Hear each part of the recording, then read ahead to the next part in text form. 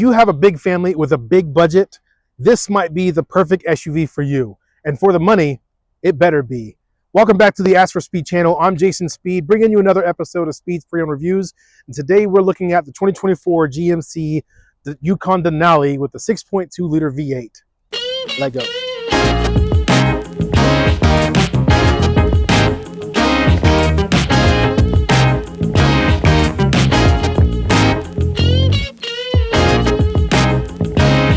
As always, let's start under the hood because this thing has a massive 6.2 liter V8 pumping out 420 horsepower, 460 pound-feet of torque.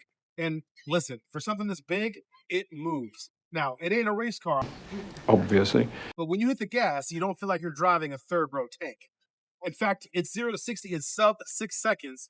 That's actually pretty quick for a 5,800-pound plus full-size third-row family vehicle that can C7. Now, it's paired with a 10-speed automatic transmission that's going to give you 14 miles per gallon in the city, 18 miles per gallon on the highway, allowing you to combine average about 16. But let's be honest, you're not buying a 6.2 liter Yukon Denali for the fuel economy. No, you don't. You're buying it because you don't care about the fuel economy. As far as towing goes, when you are properly equipped with a max trailering package, you can pull up to 8,200 pounds. Now, this is one of the few SUVs left that give you that big V8 feel that you actually feel when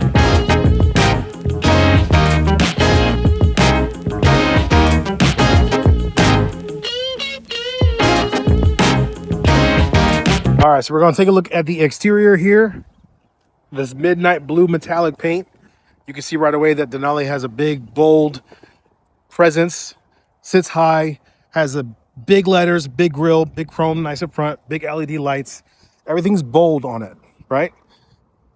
Midnight color. You have the 22-inch wheels, very clean Denali badging and clean lines all the way across.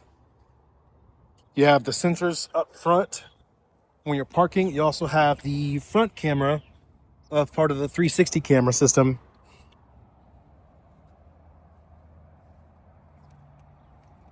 Very well done exterior with the lines on the hood. Just very, very well done. Like I said, 22-inch wheels. Same badging, you have more of the camera of the 360. This also has the blind spot monitoring that you can see there. And I don't know, let me see. I like the handles that have the midnight blue paint on them as well. And this, of course, will lock the car. It doesn't fold the mirrors, but that's really nice to have the exterior turn signals on there too. You see the nice big back windows maximizing your view, reducing your blind spots. The dual exhaust is just really cool. I mean, they're both dual capped, but the dual exhaust is right there. When you have the max trailering, this piece will come completely off. I don't believe this one has it, but this piece will come completely off so that you can expose the hitch there. You see that's dirty. You have the backup camera and part of the 360 camera, so different camera views, the wide angle, all that stuff. I love how they've hidden the rear wiper sitting up top, so it's not in your view, in your normal view while you're driving. You have that window clear. Really nice. You see the backup sensors on there. Big, of course, big, again, bold tail lights. You got the plastic mud flaps there and the stationary steps. People are torn between stationary and power running steps. To each their own. I like the look of the stationary. I also like the functionality of the power. They look very clean. They get tucked in. To each their own. I mean, I wouldn't mind having these where they are stationary. And of course, you have that massive sunroof. Thing looks like it just goes on forever. So good. Very clean top with the chrome lines. Let's take a look inside.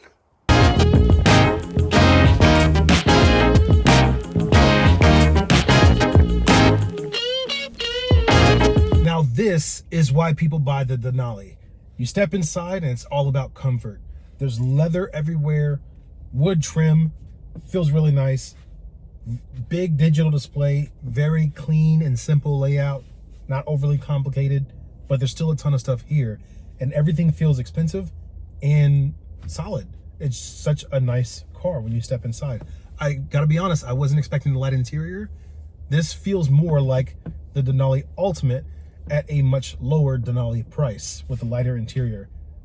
Let me try and go over some of these features here so that you can see them left to right and top to bottom so that you can see clearly what everything does, because it's really nice.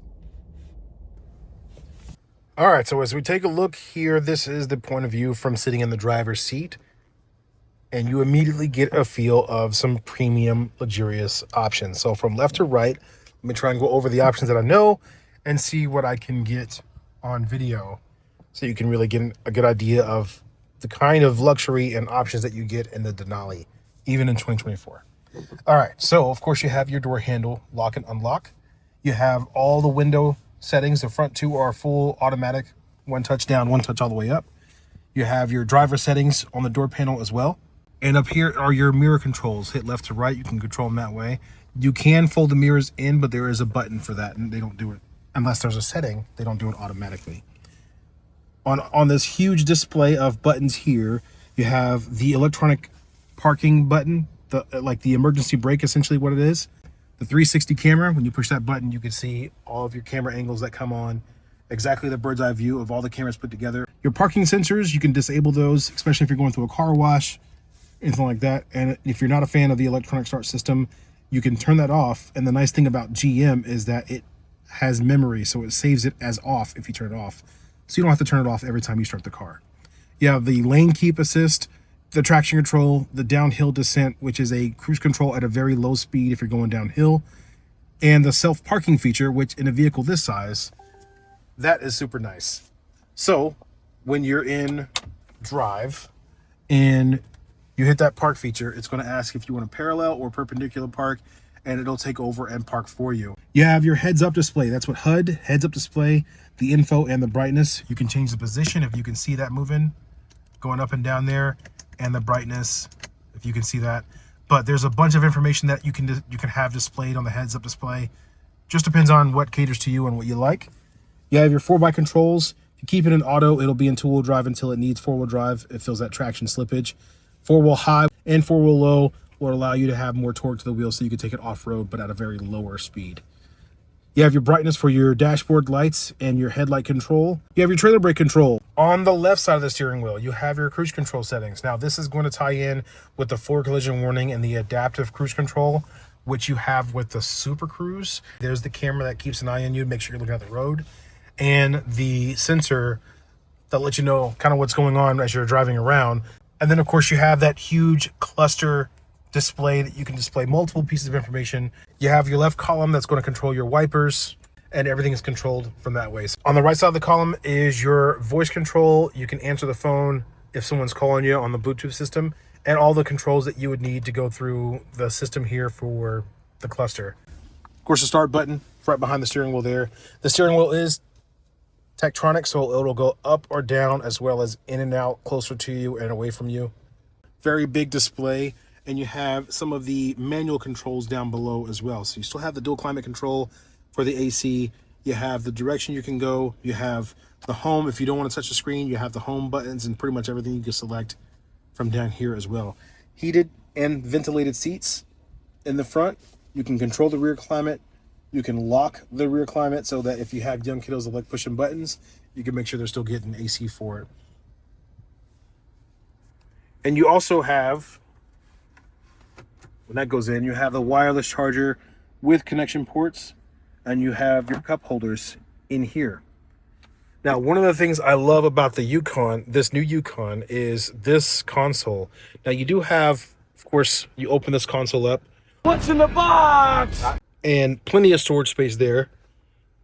But what's really cool about this specific console, not only the stitching, the leather stitching that they have in there, that changes the texture of the leather, but this console moves forward and back. So if you wanted to get the cup holders closer to the second row, or this is really cool, and the button's up here, you can move this button back, and you can see that moving. There is additional hidden space under this console where you can hide anything you want. Now, up top, there's a bunch of controls. You have garage door openers that you can program. This is some kind of motion sensor thing. I'm not sure what it does. You have your dome lights, of course. You can fold the rear seats down. You can open the lift gate at max at 3/4 of the way, or turn it completely off where you can open it manually. The dome lights you can turn off or on if you wanted to. And then you have sunroof controls where you can control just the shade, or you can open it up or have it on the tilt.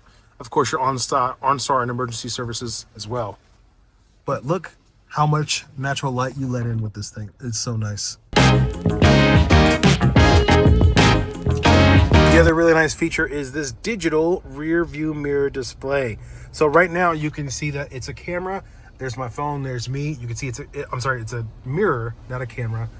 It's a mirror. But if you flip this dial, it becomes a camera. So other than the obvious, the huge thing to point out in the back seats, other than all the other luxury that you get with this, are these huge screens powered by Wi-Fi. You could use Fire Stick on here. You can watch YouTube, Hulu, of course, any of the other apps. They come with headphones that you can have in here, or you can have the audio through the speakers. You can pair any Bluetooth headset to it. And it's nice that you get it on both sides so that everyone in the vehicle can view it, even the three in the back seat. As far as getting into the back seat, now my seat is back all the way. As far as getting into the back seat, you have the knobs down below that will help you get into the rear. So if you lift one of those knobs, and I'm hoping that this will clear it, I haven't tried it yet. That is a forward and back. So when I move this, it hits the screen right there. So it goes down, just barely fits. But you do that, and then if you lift it again, the whole seat will pop up, giving you enough space to wedge between the seat to get into the back seat. Now, if you saw my video yesterday of Freddie, our 6'7" salesman, he sat back here and he had plenty of leg room.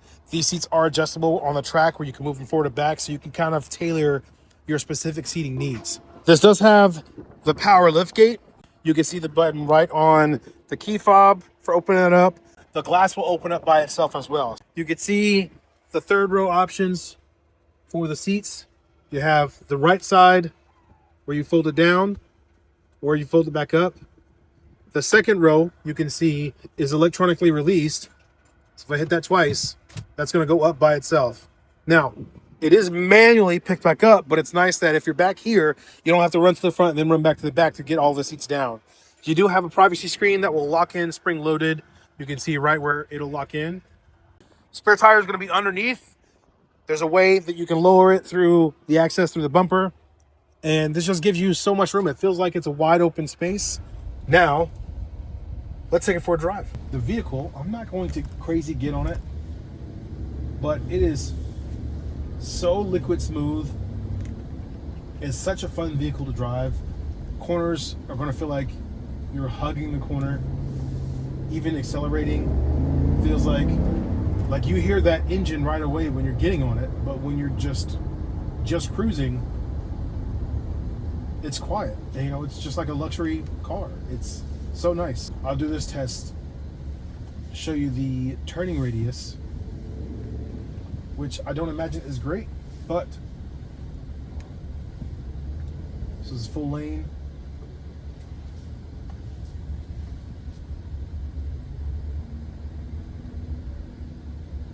Yeah, it's not terrible. It's probably about 2-3 lanes total between starting and finishing. A lot better than I thought it would be.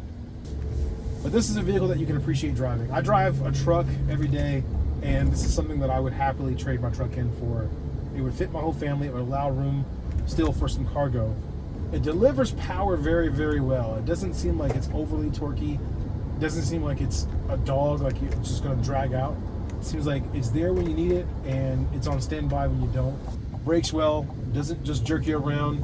It's very smooth. I mean, everything about it. You probably can't see it from where you are, but I just had the forward collision warning light flash on the heads-up display, which is very cool from that Grand Highlander getting in front of me. This thing is super nice. Drives well, something that you're going to be very, very impressed with. Looking around, the visibility is great. I feel like I can see every point of my vehicle.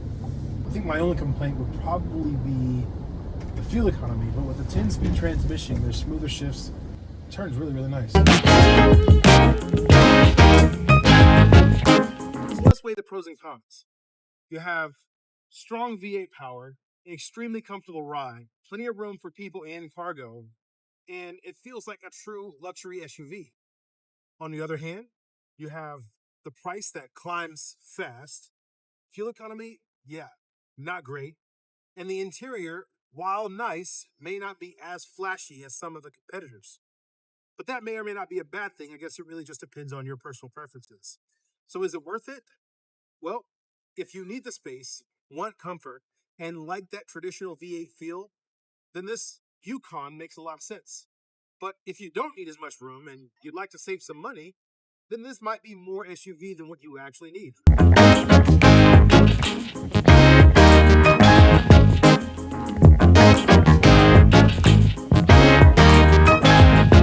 Thank you guys so much for watching. I'd love to hear from you in the comments if you would buy the Yukon over its competitors like the Navigator, the Escalade, or even the Grand Wagoneer. It means a lot to me in getting your help, your continued help, and getting this channel to grow. So if you wouldn't mind liking this video, subscribing to the channel, and if you guys need a car, come and see me at the AutoNation USA in Weston Chapel. Look forward to seeing you guys in the next video.